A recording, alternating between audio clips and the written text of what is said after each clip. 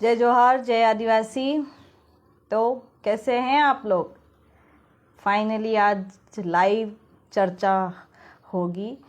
जब भी मैं लाइव आती हूँ, चाहे वो इंस्टाग्राम हो, फेसबुक हो, लोग पूछते हैं कि मैडम क्या मुद्दा है, दीदी क्या मुद्दा है। आज बात करते हैं मुद्दे पे।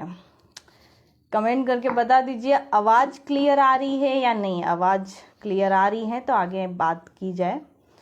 वैसे आवाज़ आ रही होगी क्लियर।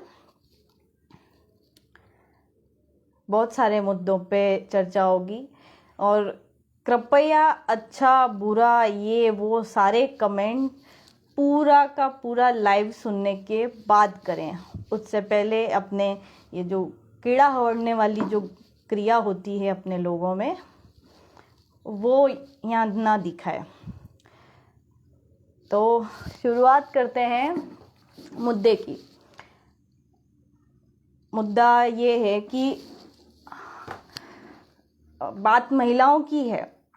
अगर आपकी बहन है, कोई आपकी बेटी है, आपकी दोस्त है, या कोई भी जिसका आपके साथ संबंध है,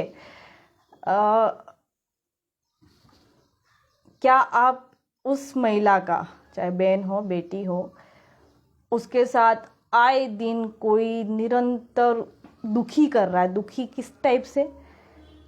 सुई चुभाने वाली घटना कर रहा है, मानसिक रूप से पताड़ने की क्रिया का, हर रोज उसे मारने की कोशिश कर रहा है, इवन मार भी रहा है, गाली गलौज कर रहा है,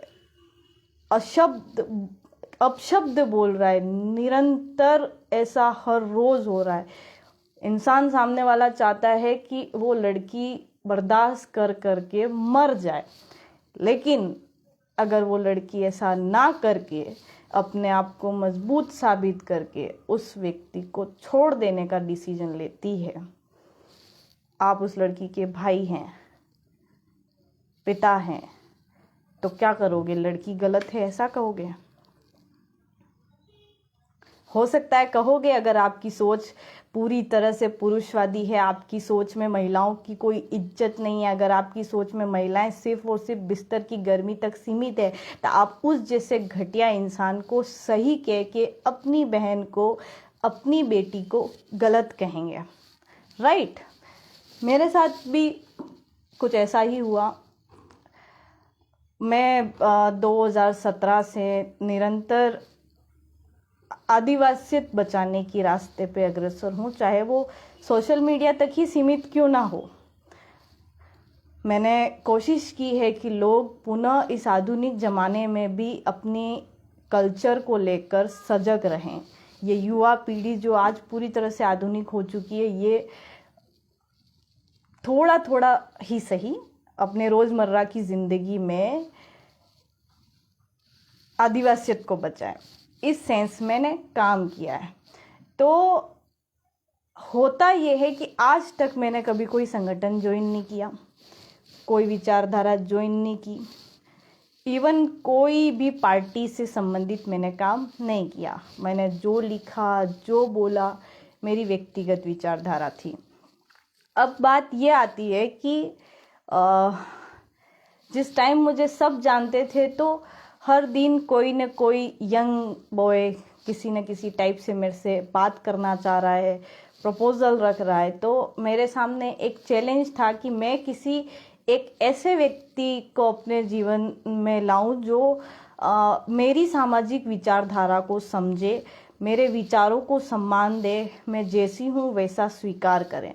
तो राजस्थान में कार्यरत एक 2015-16 में निर्मित आदिवासी परिवार का एक कार्यकर्ता, जिसने मुझे कहा, ऐसा नहीं मैं सामने से गई हूँ, उसने कहा कि भाई तुम जैसी हो वैसी रहना, मैं स्वीकार करता हूँ और मैं तुमसे शादी करना चाहता हूँ। ठीक है।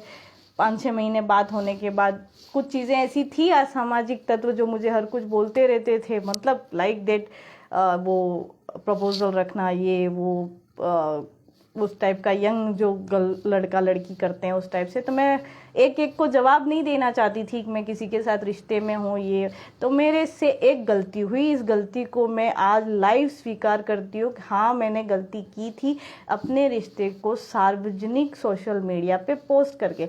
लेकिन उसका इरादा कतई ये नहीं था कि मैं अपने रिश्ते को ऐसे दिखा के मज़े लेना चाह रही हूँ, नहीं। उसका इरादा ये था कि जो लोग मेरे को गलत लेके सोच के बैठे हैं उनके दिमाग में आ जाए कि भाई ये इसकी ज़िंदगी में खुश है, हमें उसे गलत नज़र से नहीं देखना है। इसको गलत ले लिया गया, ठीक है कोई बात नहीं, सब कुछ ठीक है, घर वालों का आना जाना हो जाता है। फिर व्यक्ति जो निकृष्ट व्यवहार करता है, निकृष्ट यानी आप ये सोचो कि एक व्यक्ति वो लड़की से उसके पिता के कॉल आने पे भी शक करे, उसके हर चीज़ पे शक करे, ऐसे व्यक्ति को क्या मेरे को बाद में पता चलता है कि भाई ये तो पूरी तरह से घटिया लोग हैं, ये इनका कहीं कोई सामाजिक विचारधारा से कोई मतलब नहीं है। और इवन वो अकेला ऐसा नहीं था, हर व्यक्ति जो सामाजिक होने का ढोंग कर रहा है हमारे स्पेशली दक्षिणी राजस्थान में, वो कहीं ना कहीं किसी न किसी तरीके से महिलाओं के साथ गलत कर रहा है। तो पहले मुझे लग रहा था कि सिर्फ मेरे साथ हो रहा है, तो मैंने लगभग एक साल उस टॉर्चर को अकेले बर्दाश्त किया। वो टॉर्चर इतना बुरा था कि अगर मैं सार्वजनिक करूं तो हो सकता है आप रोने लग जाएं कि इतना बुरा भी कोई किसी के साथ करता है। वो इतना बुरा करने वाला व्यक्ति इज्जत से मंच पे बैठता है, उसको सारे लोग इज्जत देते हैं। चलो उसने क्या बुरा किया क्या नहीं बुरा किया वो चलो अलग विषय है, लेकिन आप सब अभी क्या बोलते हैं, अभी तक आपके हाथ पैर दुख रहे होंगे जो आप मानगढ़ धाम पे आए थे बिल प्रदेश संदेश वाहन यात्रा भगवाकरण के विरोध में। तो वहाँ आप सबकी तरह मैं भी जाती हूँ। मैं वहाँ इसलिए नहीं गई थी कि मैं वहाँ आदिवासी परिवार से हूँ या नहीं हूँ, मुक्ति मोर्चा से हूँ या नहीं हूँ, हमेशा की तरह मैं वहाँ सिर्फ इसलिए गई थी जस्ट बिकॉज ऑफ मैं आदिवासी हूँ। आदिवासियों के ऐतिहासिक स्मारक पे अगर कोई धर्म अपना वर्चस्व स्थापित करने की गलत कोशिश करेगा, चाहे वहाँ मुसलमान भी कुछ करता, ईसाई कुछ करता, से जैन सिख बौद्ध कोई भी धर्म करता, उसका विरोध होना स्वाभाविक था। उस विरोध के कारण मैं वहाँ गई थी सबकी तरह। मेरा कोई इरादा नहीं था मंच पे जाने का, मैं मंच पे साइड में खड़ी थी। हमारे आदिवासी परिवार के संस्थापक, प्रमुख संस्थापक बबनलाल परमार दादा, जिनकी मैं बहुत इज्जत करती हूँ, अभी भी करती हूँ, उनको सबने मना किया कि भगवती बिल को मंच नहीं देना है क्योंकि मैं आदिवासी परिवार का विरोध करती हूँ। लाइव बता रही हूँ, आदिवासी परिवार का विरोध कभी नहीं किया मैंने, उन लोगों का विरोध किया जो अपनी भाषाओं पे पकड़ नहीं रखते, सोशल मीडिया पे सरेआम गंदी भाषा लिखते। गंदी मतलब समझते हो, आप मर्जी पड़े तब इस पार्टी में उस पार्टी में हो रहे हो, तो जो लोग आपको समझ नहीं पा रहे वो किसी और में रहना चाह रहे हैं, आप उनको गालियां कैसे दे रहे हो। कांग्रेस में है वो व्यक्ति भी आदिवासी हैं, बीजेपी में है वो व्यक्ति भी आदिवासी है, बीटीपी में है वो व्यक्ति भी आदिवासी हैं, और जो व्यक्ति किसी पार्टी में नहीं है नोटा जो है उसको वोट देता है वो भी आदिवासी है। आप किसी को किसी भी प्रकार से रोक नहीं सकते हैं। हर व्यक्ति जब आदिवासी हैं, ठीक है, हर पार्टी वाला, और इवन मानगढ़ पे कोई बिल प्रदेश मुक्ति मोर्चा के समर्थन वाले लोग नहीं आए थे, वहाँ वो सब लोग आए थे जिनको ऐतिहासिक स्मारक पे भगवाकरण बर्दाश्त नहीं हुआ। ऐसे लोग आए थे जो एससी कैटेगरी से भी थे लेकिन वो आदिवासियों के सम्मान में वहाँ आए थे, ओबीसी से भी लोग आए थे, मैंने देखा कुछ मोमेडियंस लोग भी वहाँ पे थे। आप किसी को रोक नहीं सकते हो वहाँ आने से। मैंने मंच नहीं मांगा, उन्होंने मंच दिया।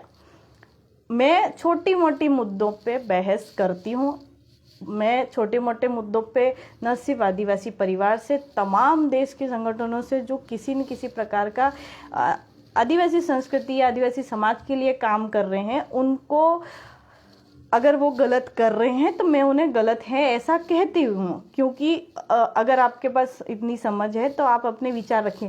पर विचार रखना, और आप विचार रखने का मतलब ये तो नहीं होता है कि आप मान लो, ये तो मैंने कभी नहीं कहा, लेकिन अपने विचार हमेशा रखें। हर बार मात्र और मात्र ये कहने पे कि आप बहन व्यक्तियों के लिए सोशल मीडिया पे सम्मानजनक शब्दों का इस्तेमाल करें, लेकिन सिर्फ ये बर्दाश्त नहीं होता है। आपकी मर्जी, आप किसी पार्टी में जाओ, आप पहले कांग्रेस में हो, फिर आप बीजेपी में हो, बीजेपी से बाद में फिर आप बीटीपी में घुसते हो, बीटीपी के बाद आप एनटीपी ले आते हो, आप किसी में भी जाओ, लेकिन हर बार आपका कोई समर्थन करे वो आपके लिए अच्छा है, और जो समर्थन नहीं करे वो इंसान आपका विरोधी हो जाता है। ऐसा असंभव है, ठीक है। तो अब मैं आपको बताऊं विरोध कहाँ होता है। एक महिला होने के नाते क्या मुझे महिलाओं के मुद्दों पे नहीं बोलना चाहिए? मैं सोचती थी कि हमारा आदिवासी समाज बहुत माने, यहाँ महिला पुरुष भेदभाव ही नहीं होता है। डूंगरपुर में 10 साल की लड़की के साथ बलात्कार हो गया, बाकायदा उसको मार के फेंक दिया। दरियावत प्रतापगढ़ में एक जगह है जहाँ पे न जाने कितनी लड़कियों के साथ गैंगरेप हुआ, और धरना जब हुआ तो वहाँ 10-10, 15-15 लोग बैठे हैं। यहाँ ऐसा लगता है जैसे राजस्थान में महिलाओं की कोई इज्जत है ही नहीं। अब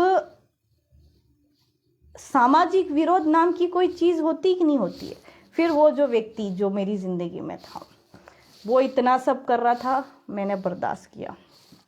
आपको याद है नीमच में एक आंदोलन हुआ था, कन्हैयालाल भील जिसको पिकअप से घसीट के मार दिया गया।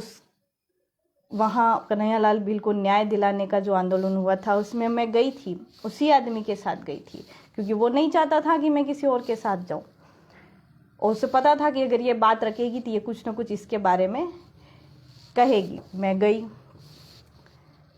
वहाँ, 10 बार मेरा नाम अनाउंस हुआ, भगवती भील जहाँ कहीं भी हो मंच पे आए, भगवती भील जहाँ कहीं भी हो मंच पे आए, लेकिन उसने मुझे जाने नहीं दिया। बाकायदा उसने कहा कि अगर तू जाती है तो मैं तमाशा कर दूँ। इसके चश्मदीद गवाह भी इस पेज पे देखने वाले कमेंट कर सकते हैं। इवन बीच रास्ते में गाड़ी में उसने जो मारा, एक लड़की जिसको पूरा समाज जानता है उसको मारना, और फिर लोग आके रोकते हैं, ठीक है, लोग आके रोकते हैं, बीच रोकते हैं। मैं चाहती तो वहाँ पे भी वो ड्रामा कर सकती थी, लेकिन नहीं।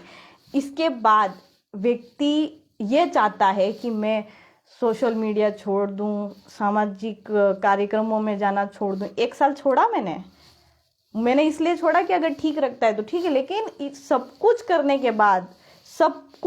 के बाद भी व्यक्ति वहीं का वहीं, यानी जाना वानी जाना, ये नहीं करना वो नहीं करना, इससे बात नहीं करनी उससे बात नहीं करनी, ये वो। हाँ, ये मेरा व्यक्तिगत मामला है, लेकिन वो जो व्यक्तिगत मामला है ये कहने वाले लोग जो फर्जी समाज सेवक का छोला ओढ़े हुए हैं, वो इस बात का इंतजार कर रहे थे कि ये व्यक्ति भगवती भील को मार ही डाले।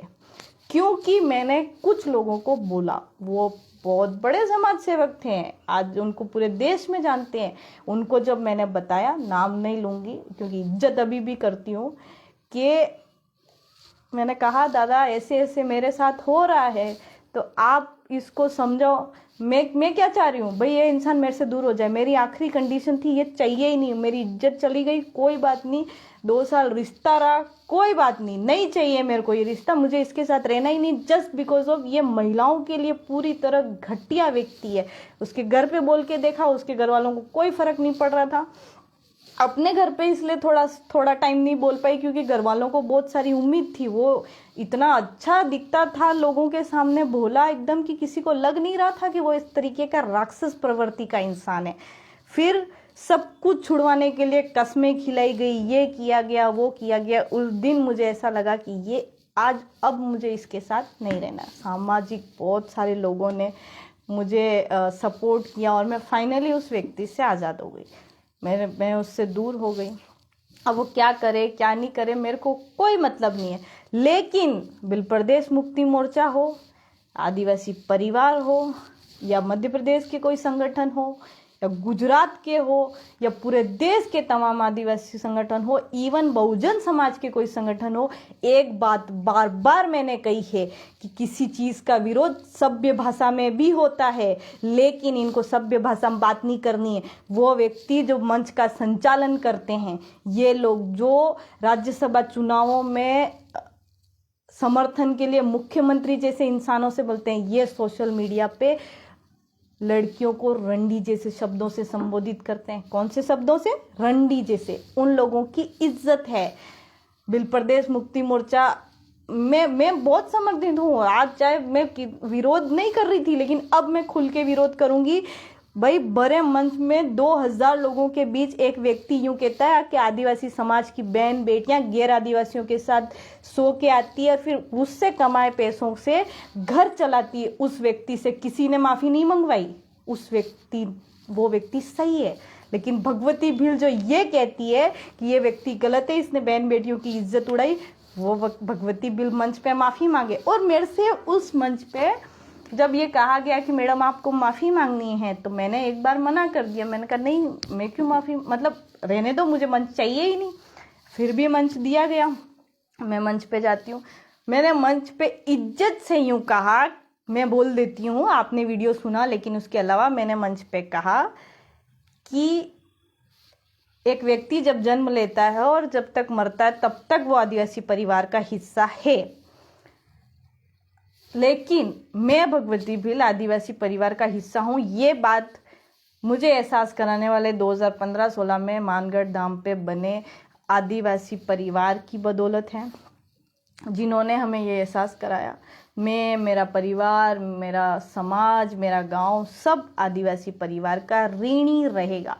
ऋणी रहेगा का क्या मतलब होता है? मैंने मतलब माफ़ी मांग ली कि हाँ मैं कुछ विरोध करती रहती हूँ। उसके बावजूद वो व्यक्ति जिसने मेरी ज़िंदगी तबाह कर दी, हर रोज़ वो चाहता था कि मैं मर जाऊं।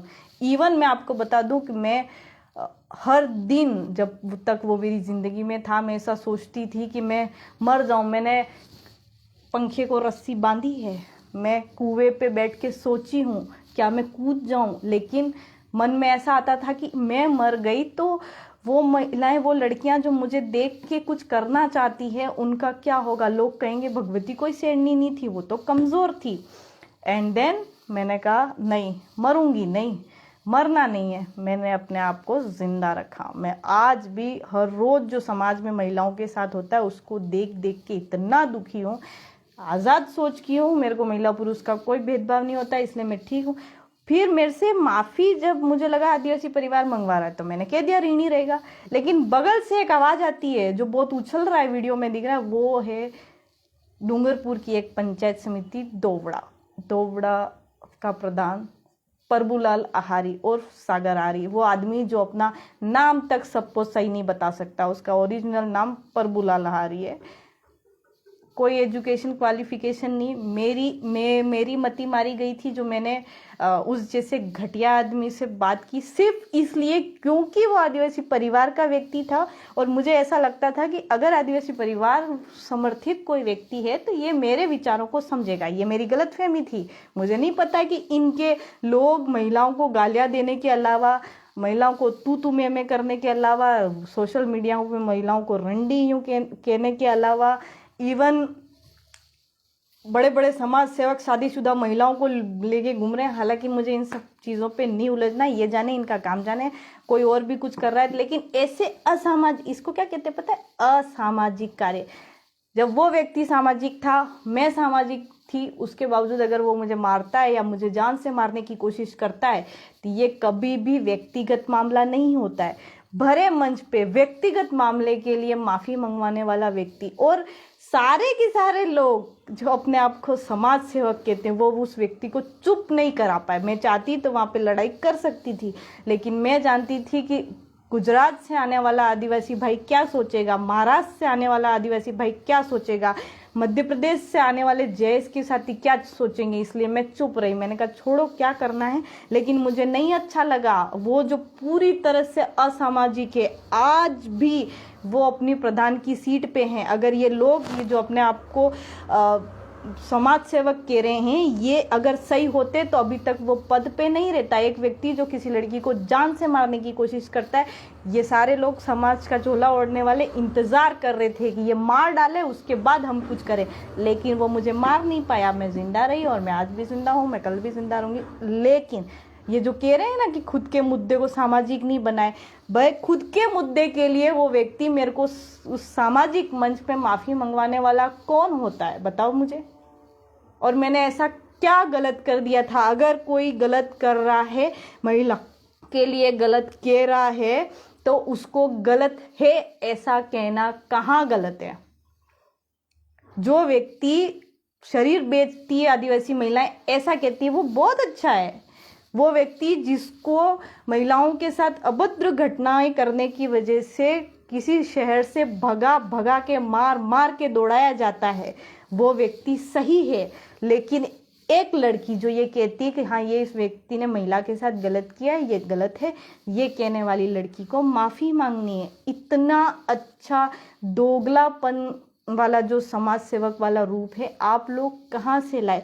पहली बात, आदिवासी परिवार आपने बनाया, बहुत अच्छी बात है, खुश हैं हम लोग, हम जुड़े हुए हैं, पूरा देश जुड़ना चाहता है। लेकिन आदिवासी परिवार से जुड़ने के लिए ज़रूरी नहीं है कि हम मुक्ति मोर्चा से जुड़े। मैं पैदा हुई हूँ, मेरी तरह दूसरे होंगे, मेरा बच्चा होगा या दूसरे का बच्चा होगा, वो अगर आदिवासी है तो स्वाभाविक रूप से वो मरते दम तक आदिवासी परिवार का हिस्सा रहेगा। कौन होता है निकालने वाला, जोड़ने वाला, ये होते कौन है? आपने बनाया, ठीक है, मुक्ति मोर्चा से आप निकाल सकते हो, हटा सकते हो, क्योंकि वो आपका अपना संगठन है। लेकिन आदिवासी परिवार से निकालने वाले, ये करने वाले कोई नहीं होते हैं, ठीक है। मेरे को आज भी, मैं कहीं भी किसी कार्यक्रम में मंच के लिए नहीं गई हूँ, नहीं कभी जाऊँगी, नहीं मैं किसी को बता के जाती हूँ। कल वाले कार्यक्रम में ज़रूर बता दिया था कि सूचना देनी चाहिए, इसलिए मैंने दी थी। और रही बात इन सब चीज़ों के अलावा, विरोध भयंकर होता है। क्या कहते हैं उसको?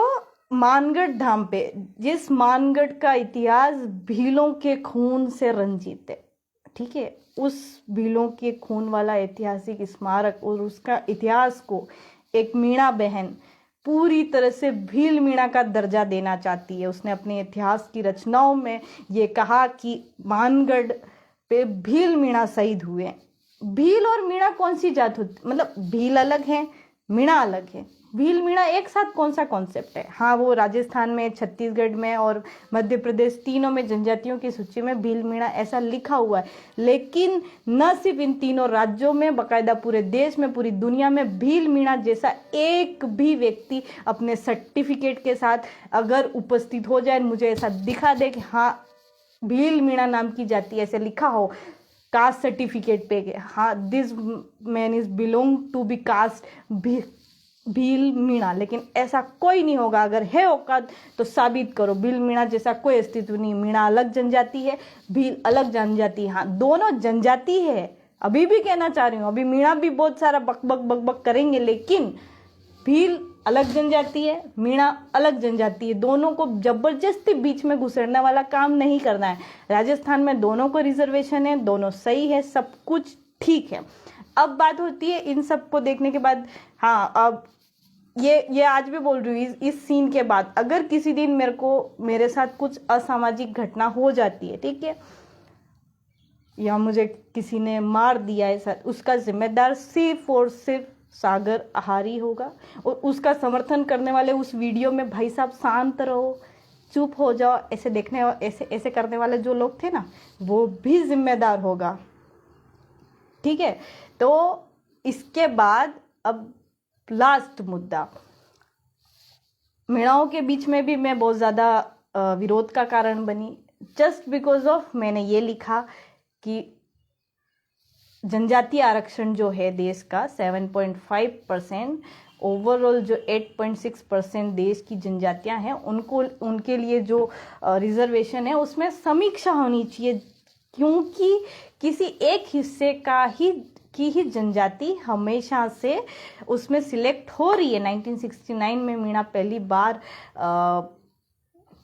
कलेक्टर बना है, IAS बना है, तो अभी तक उनमें काफ़ी लोग बन चुके हैं। Not only UPSC, central government की सारी सर्विस पे मीणाओं ने बहुत अच्छा काम किया है, वो वहाँ तक पहुँचे हैं। तो अब जब हम किसी लेवल पे पहुँच चुके हैं, हमारे परिवार में 5 पुरुष हैं, तो 5 में से अगर 3 भी उस लेवल पे हैं कि वो इनकी सैलरी 1 लाख से ऊपर है, घर का अच्छा खासा सिस्टम चल रहा है, तो बाकी बचे 2 लोगों को वो 3 लोग पढ़ा सकते हैं। 10 में से 1 को गरीब होना या 2 को गरीब होना गरीब नहीं होता है। 10 में से 8 का गरीब होना, 9 का गरीब होना कहता है। तो जो लोग बहुत हद तक जिनके परिवारों का डेवलप हो चुका है वो लोग स्वेच्छा से छोड़ दे, ताकि जैसे छत्तीसगढ़, झारखंड, बस्तर जैसे इलाके जिनकी विकास के नाम पे जमीनें चली गई, जंगल चला गया, कुछ नहीं बचा, उन लोगों को फायदा हो सके और पूरे देश के आदिवासियों को लाभ हो। स्वयं मीणा भी जानते हैं कि क्या जानते हैं कि देश का वास्तविक आदिवासी मतलब आदिवासी, देश की अन्य जनजातियां 752 जनजातियां हैं टोटल। जिनको लगता है कि केवल भील और मीणा है, वो एक बार गूगल करें या कुछ किताबें पढ़ लें या जनजाति वेबसाइट चेक कर लें, उसमें देखें कि देश में कितनी जनजातियां हैं और आप कितनी जनजातियों के ऊपर सिलेक्ट होते हैं। आप बहुत अच्छा व्यवहार कर रहे हो, अब आप इतने कामयाब हो चुके हो कि अब आपको आपके ही समाज के दूसरे लोगों के लिए काम करना होगा। अगर ऐसा मैं कह रही हूँ मीणा जनजाति से तो गलत नहीं है। मीणा देश के तमाम हिस्सों में जॉब करने जा चुके हैं। आपको देखना चाहिए कि वहाँ आदिवासियों की कैसी स्थिति है। आपको देखना चाहिए झारखंड जाके वहाँ आदिवासी कैसे रह रहे हैं। आपको क्या लगता है कि जनजाति रिजर्वेशन में सिर्फ राजस्थान के भील मीणा आते? नहीं, जनजाति रिजर्वेशन में अंडमान निकोबार का भी आदिवासी आता है, कश्मीर का आदिवासी भी आता है, कच्छ का भी आदिवासी आता है। तो सबका विकास होना चाहिए। मैंने सिर्फ ऐसा कहा, आप लोगों को बार कर देना चाहिए, मैंने ऐसा नहीं कहा। मैंने ये भी नहीं कहा कि आप लोग आदिवासी नहीं है। मैं सिर्फ ये कह रही हूँ कि अब आप लोग इतने कामयाब हो चुके हैं कि आपको स्वेच्छा से किसी प्रतियोगी परीक्षा में ऐसा लिखना छोड़ देना चाहिए, जिससे होगा कुछ नहीं, एक पद किसी और को मिलेगा। जो 34 लोग मीणा 2021 की यूपीएससी वैकेंसी में सिलेक्ट हुए, उसमें से 31 लोग सिर्फ अपने रैंक को सुधारने के लिए फिर से एग्ज़ाम दिए थे। आपने पिछली वाली सीट भी खराब की, आपने इस बार वाली भी की। आप अगर पहले आपने एसटी रिजर्वेशन यूज़ किया कोई बात नहीं, लेकिन जब आप एक बार यूपीएससी की सूची में आ गए, अगली बार अगर आपको रैंक सुधारनी है तो आप जनरल कैटेगरी से भरें, ताकि दूसरे आदिवासियों का नंबर आ सके। ये कहना किसी एंगल से गलत नहीं था। फिर भी अगर आपको लगता है कि मैं समता समिति से जुड़ी हुई हूँ और उनसे पैसा आता है, आज तक अभी तक मेरा रिकॉर्ड है, मैं किसी भी प्रकार की विचारधारा, संगठन, पार्टी इनसे नहीं जुड़ी हूँ। और रही बात लव लफाटे के लफड़े, यही होते हैं। आपकी भी बहन बेटियां हैं, आपके घर में भी महिलाएं हैं, अगर उनके साथ ऐसा होता है, हाँ लड़की अगर फंस गई है, मैं फंस गई थी भाई, गलत व्यक्ति है ये बाद में पता चला, तो क्या आप क्या चाहते हैं कि मैं सामाजिक इज्जत की तरह उसे घटिया निकृष्ट जो बाप के लिए भी शक करता है उसके साथ पूरी जिंदगी रहती? नहीं। अगर आपको लगता है ना कि हाँ नहीं भगवती गलत है, उसको उसके साथ रहना चाहिए, तो अपनी बहन बेटियों की उस जैसे आदमी से शादी करवा सकते हो, क्योंकि वो अभी तक कुंवारा है। ठीक है, मेरे को कहीं कुछ नहीं करना है। ठीक है, ये जो सोशल मीडिया पे महिलाओं की आईडी बना के पुरुष जो चला रहे हैं और 2-4 जो हर कुछ लिखते हैं, इवन ऐसे लोग कमेंट लिखते हैं व्हाट्सएप ग्रुपों में, बड़े बड़े नाम से आदिवासी परिवार ऐसे लिखते हैं और अंदर जो निकृष्ट भाषा का प्रयोग करते हैं। हालांकि निकृष्ट भाषा का प्रयोग ये जो बड़े लोग हैं ये स्वयं मंच पे करते हैं। स्वयं मतलब आपने देखा होगा, मेरे को कुछ शेयर नहीं करना। यहाँ सबसे बड़ी बात यह है कि क्या बोलते हैं उसको, पूरा देश का आदिवासी जुड़ा हुआ है, चाहे वो एक भी जुड़ा होगा तो कोई झारखंड से भी सुन रहा होगा, कोई कहीं से सुन रहा होगा। तो जो भी हुआ कुछ है, मेरे को उस व्यक्ति से माफ़ी बिल्कुल नहीं मांगनी चाहिए। और वो व्यक्ति जो गलत कर रहा है वो, उसको किसी ने माफ़ी नहीं मंगवाई, लेकिन माफ़ी भगवती भील मांगेगी। पहली बात तो सर मानी चाहिए इतने राज्यों के लोगों के बीच, इतने राज्यों के लोगों के बीच एक लड़की से माफ़ी मंगवाना। ठीक है, किस हिसाब से माफ़ी मंगवा रहे हो यार? व्यक्तिगत मामलों के लिए कोई सार्वजनिक मंच पे माफ़ी मंगवाता है क्या? और ले दे के सारे के सारे डूंगरपुर के लोग कमेंट कर रहे हैं कि व्यक्तिगत मामला है। बड़े मंच पे व्यक्तिगत मामले वाला व्यक्ति मुझे माफ़ी मंगवाने की औकात कैसे रखता है यूँ? और वो व्यक्ति आज भी इज्जत से जी रहा है। लोग प्रधान साहब प्रधान साहब प्रधान साहब, भगवती खराब है। वाह, ये तो एकदम निकृष्ट भावना वाला व्यक्ति हो गए। अब समाज में महिलाओं की तो ऐसी स्थिति है कि किसी व्यक्ति के साथ में कोई लड़की कहीं चली गई, बाई चांस रास्ते में जा रही है, किसी ने छोड़ दिया, उसका उसके साथ चलने लग जाता है। ऐसे लोग बात करते हैं। मेरा तो ये सीन है कि किसी की पोस्ट पे अगर मैं लाइक भी कर दूं, भगवती ने उसकी पोस्ट पे लाइक किया था, इसका मतलब उसका उसके साथ चल रहा है। ऐसी जो घटिया मानसिकता अपने समाज में महिलाओं के साथ होने लग गई नहीं, ये जो गलतफहमी है आदिवासियों में महिलाओं के साथ कुछ गलत नहीं होता है, भेदभाव नहीं होता है, ये सब कहने की बातें थी 2018 तक। मुझे ऐसा लगता था, 20 तक भी लगता था, लेकिन 20 से 22 के बीच जो हुआ, ठीक है, वो देख के मुझे लगता है ये सब कहने की बातें हैं। लेकिन मैंने देखा है कि मध्य प्रदेश में जैसे संगठन महिलाओं को बहुत इज्जत देता है। वो महिलाओं को समझते हैं। महिलाएं किसी कार्यक्रम में आती है तो उन्हें लाने ले जाने की सुविधाएं की जाती हैं। उनसे उम्र में बड़े लोग भी उन्हें दीदी बोलते हैं ताकि उनके साथ किसी प्रकार का गलत व्यवहार नहीं हो। लेकिन ऐसा हमारे राजस्थान में नहीं हुआ। मैं मानती हूँ, मैं आज स्वीकार करती हूँ कि मुझे शुरू में आदिवासी परिवार ने मंच दिया, लेकिन वो जो ये कहते हैं कि भगवती भिल को हमने बोलना सिखाया, इस बात से मैं सरासर इनकार करती हूँ। बोलना मुझे आता था, लेकिन आपने जो मंच दिया उस मंच से मेरी आवाज़ को एक जगह मिली। उसके बाद सब लोग मुझे जानने लगे, तो हाँ, मैं आभारी हूँ। लेकिन इसका ये मतलब नहीं कि आप एक लॉलीपॉप देके उस व्यक्ति से जो मर्जी चाहे वो आप करवाएं, ठीक है। मैं ऐसा नहीं कर सकती।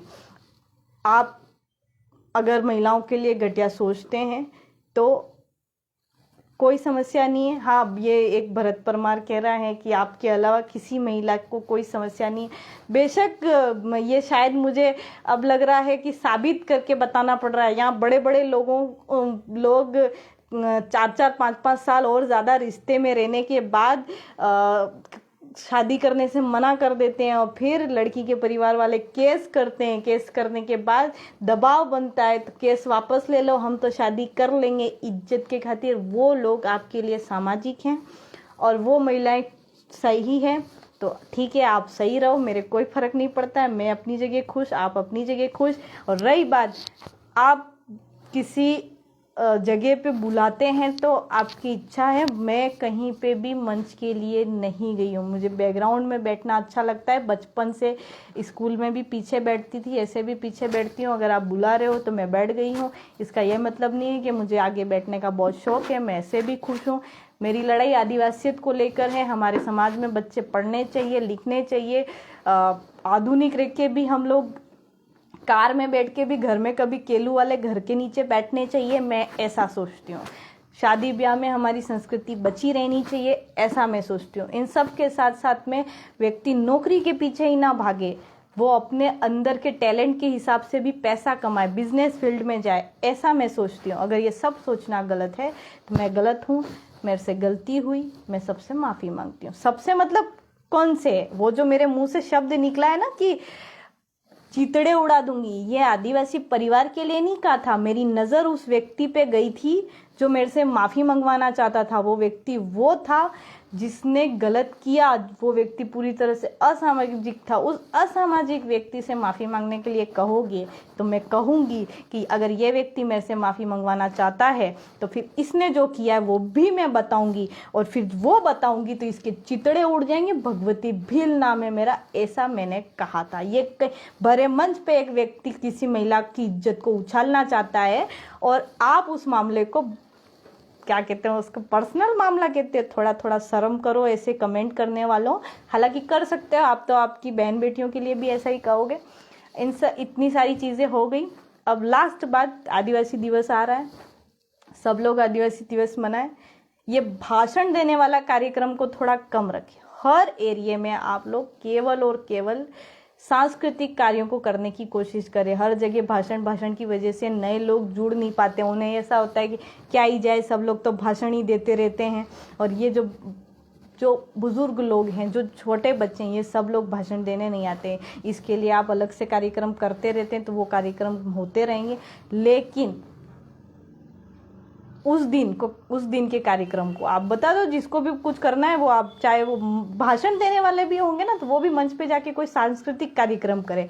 आपको सुनने, मतलब भाषण सुनने के लिए कोई भी इतना फ्री नहीं है। तो आप हर जगह, चाहे गांव में हो, चाहे पंचायत स्तर पे हो, चाहे पंचायत समिति स्तर पे हो, चाहे जिला स्तर पे हो या राज्य स्तर पे, सभी लोग सांस्कृतिक कार्यक्रमों को बढ़ावा दें और एक जगह ही जाए। यहाँ से वहाँ दौड़ के जाना, यहाँ से वहाँ दौड़ के जाना, लोग एक्सीडेंट में मर जाते हैं। मानगढ़ पे भी आए कुछ लोगों की खबरें आ रही है कि वो बाइक एक्सीडेंट से डेथ हो गई। हाँ, ऐसा होता है। तो आप आपके आसपास का जो एक लोकेशन है जहाँ आप जाना चाहते हो कि हाँ मुझे यहाँ कार्यक्रम मनाना है, तो आप बेशक वहाँ जाएं और आप वहीं पे जो कार्यक्रम करना है, करवाना है, वो सब एक ही जगह करें।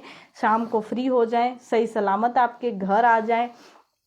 कोशिश करें कि आप सब लोग दिखावे की संस्कृति में ना जाएं, वास्तव में अपने मन से संस्कृति अपनाएं। केवल सिर पे एक सफ़ेद रुमाल बांध देना संस्कृति नहीं होती है। तो सब कुछ ठीक है। और हाँ, क्या बोलते हैं उसको,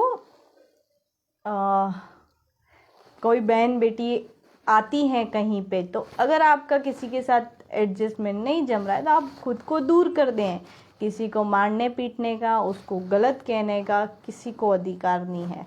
अगर फिर भी लोग ऐसा चाहते हैं कि मैं गलत हूँ, तो एक काम करती हूँ, मैं मर जाऊँ। लेकिन मैं मरने वाली नहीं हूँ, क्योंकि ऐसे ऐसे लोग बहुत आते हैं जो हर रोज़ मुझे यूँ कहते हैं मर जा मर जा मर जा। नहीं मरूंगी मैं, इतनी हिम्मत है मुझ में। तो सबसे बड़ी बात यह है कि महिलाओं को इज्जत देना सीखो। मेरी बात नहीं है, नहीं तो वो डूंगरपुर में जो 10 साल की लड़की के साथ बलात्कार हुआ है, ये ऐसा हर जगह होने लग जाएगा। फिर ये मत कहना कि हमारे समाज में ऐसा नहीं होता है, ठीक है। तो ये सारी चीज़ें हैं, ये एक एक करके धीरे धीरे हमारा जो समाज इन दूसरे समाजों से सीखता जा रहा है, ये हमारे समाज के लिए नुकसानदायक है। इससे अपने समाज को बचाएं, ठीक है। तो सभी लोग और बहुत सारी सरकार की योजनाएं रहती हैं अपने समाज में। बहुत सारी ऐसी बीमारियां हैं जो केवल और केवल हमारे ही समाज में होती है, क्योंकि यहाँ पोषण का स्तर कम है। तो जो चिकित्सकीय सुविधाएं सरकार की तरफ से मिलती है, तो ये सिर्फ भाषण देने के अलावा हमारे लोगों को इस दिशा में भी जागरूक करें। गेम्स भी खिलाएं बच्चों को।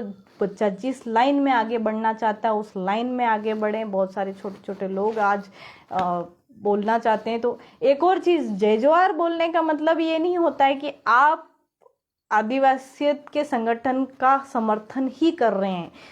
जय जोहार एक उद्बोधन है, उसको आप कोई भी बोल सकता है। मैं तो चाहती हूँ केवल आदिवासी ही क्या, एक दिन दुनिया का हर व्यक्ति जय जोहार बोले, जस्ट बिकॉज ऑफ जय जोहार एक ऐसा उद्बोधन है जिसमें आप कुदरत की जय कर रहे हो। वो कुदरत जो आपके साथ भेदभाव नहीं कर रही, आपकी जाति, धर्म, आपका रंग, आपकी हाइट, ये सब देख के, तो उस कुदरत की जय बोलना गलत नहीं होता है। तो जिसको बोलना, सर्व समाज जय जोहार बोले।